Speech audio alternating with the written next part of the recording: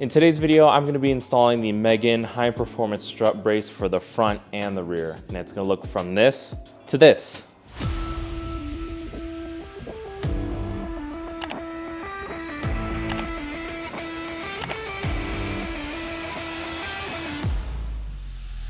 So one of the main issues of the Miata is that because it's convertible, there's a lot of chassis flex. So it will flex from back to front as well as left to right. So some of the issues are braces. There's a couple different kinds. I'm gonna try to adjust for the left and right with the strut tower brace for the front and the rear. There was a sale and I got both of these for $170. I think each was about $60 to $70. But it should be a pretty straightforward install and it should help with the chassis flex. I noticed that it flexes a lot when I have my hardtop because you can hear the hardtop kind of pushing against the rest of the body while the windshield's pushing back. So hopefully it will help with that as well as handling. So let's get into it. So in this comes a warranty. So it looks like some stickers as well as maybe another sticker with just the Megan Racing logo. But here's the actual strut bar. Depending on your model, it might have more than 2 contact points, but this one has 2. So let me open this up.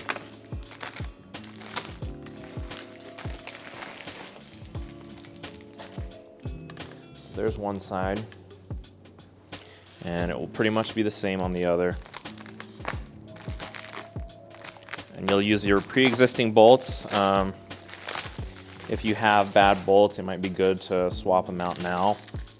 But this is the actual way that it sits on to each of those.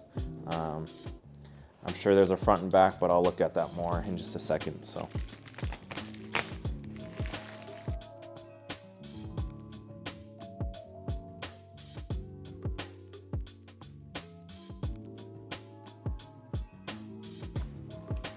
So here it is. I'm gonna keep this wrap on top of it just to protect it up until I want to actually tighten it down and everything.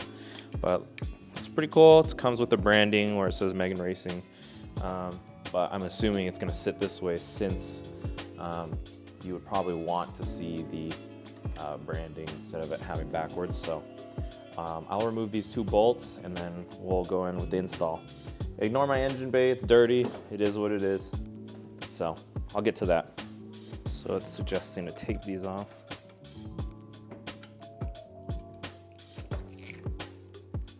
Okay, so these are 14mm bolts in here. It's on pretty tight, so I'm gonna assume you gotta put it on pretty tight. It's pretty important.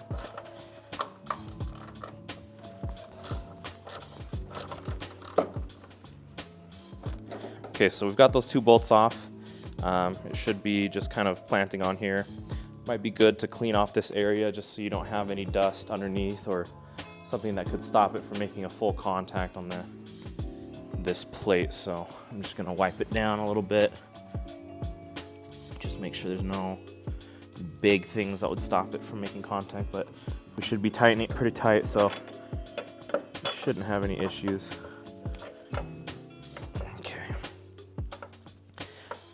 And then before we fully tighten it all the way, you just want to do finger tight for now because you need to adjust and let it settle with the rest of the car once we install the actual brace itself. But I'll just get going with this stuff and then I'll keep you updated. If it's too tight, you just need to get leverage. So for my case, I'm at least able to break it, but a tip would be to get a wrench and put the whole part right here, just so you have more leverage out this way and you can pull it. So there's a little tip for you. But I was able to break it with this, so. So it looks like our first issue. Every time you think something's gonna be okay, something always goes wrong. It looks like the air box is gonna be in the way. So we either have to remove it or we have to get creative on how to get it on. So what we ran into was the air box is hitting this brace, and the screw that we took out was more of a unit that just holds down the whole air filter box, but it shouldn't have any problems or mess with anything because this is the mass airflow sensor going over to the snorkel where this is where it sucks in the air. So it shouldn't take anything. All of this plastic's pretty movable, but we'll see. If we need to, I'll get another bolt to tighten it down right there. But for now, I'll just zip tie it so that it just holds it. But the brace should hold it pretty well. There's no major flexing there, but let me just get this tightened down and see if it works. Make sure you tighten them each so you don't tighten down one side all the way and then it's sitting up higher than the other side.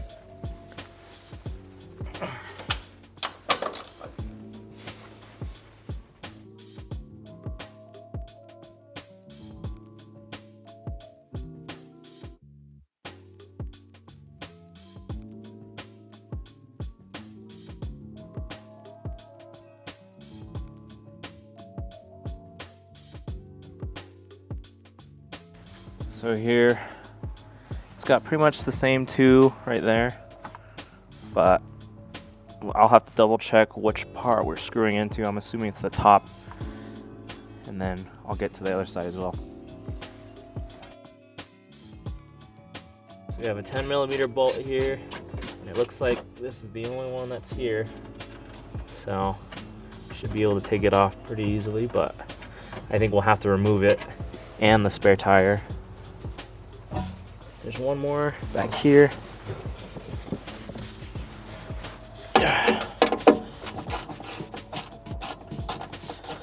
So if we don't cut this, we'll have to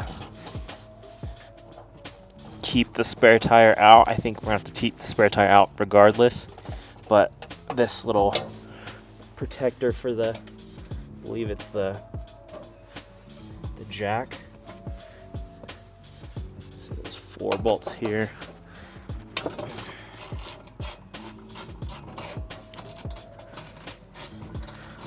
Yeah, I can see the work that I did for the roll cage down here too, so if you ever need access to that stuff, you can unbolt it from back here. If you want it to be flush, I think you can cut this. This is a pretty thin sheet. We might try that, but might not. That might be a different time.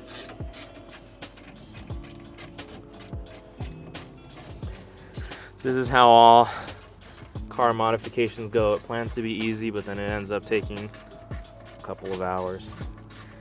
I should bolt right over there. Let me try. Okay. I'm just taking the bolt out, just like the front.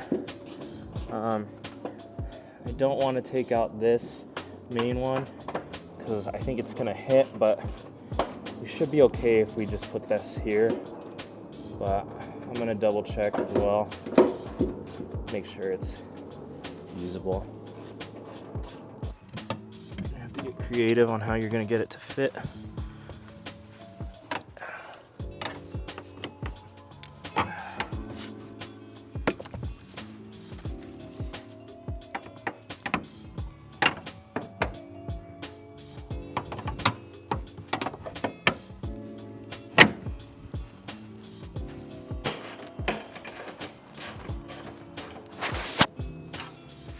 Okay, that one's relatively easy.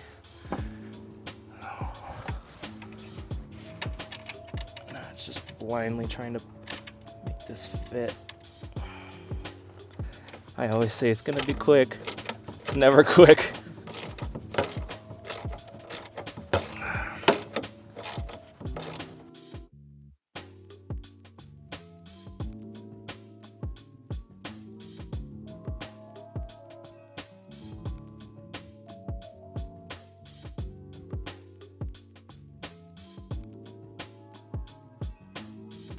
So, of course, as most projects go, you think it's going to be quick and easy, but it isn't. So, what we ran into is the front strut brace was actually hitting the airbox, so we had to unscrew at least one of them, but we ended up unscrewing 3 of the contact points just so it can flex enough, and then we had to actually cut the hood, I guess, framing. Shouldn't have any problems. The rest of it's still there. It's just that main middle brace piece, and then we had to kind of adjust for that. So it wasn't a perfect or easy install on the front. It's not hard, but it is just kind of a little bit more labor intensive. And then on the rear, we got that in. That one was pretty easy. It wasn't too hard. So if anything, the front is probably the hardest, but it does help the engine bay look a little bit nicer. I haven't driven it yet, so I'll give you guys kind of a update in the comment section of how it feels when I'm actually driving and see if there's any more flex or improvement on handling. So I would probably rate this a 6 out of 10 on difficulty, because it's not that hard, but it is just labor intensive and it's a little annoying. We ended up denting this a little bit, which is kind of sad, but I guess I'll just make a video on how to fix dents. And then, yeah, I think that's pretty much everything. The spare tire won't be able to go back in because the strut brace is right over where that rear tire kind of bolts in, that spare tire. But if you want to, you can just kind of stick it in there, let it bounce around, but I wouldn't. So we just do it for weight reduction. So hopefully this gives you some idea of what to expect if you want to install the front and rear strut brace bars. Yeah, so if you like what you see, like and comment, and we'll see you in the next video, I guess. Thanks.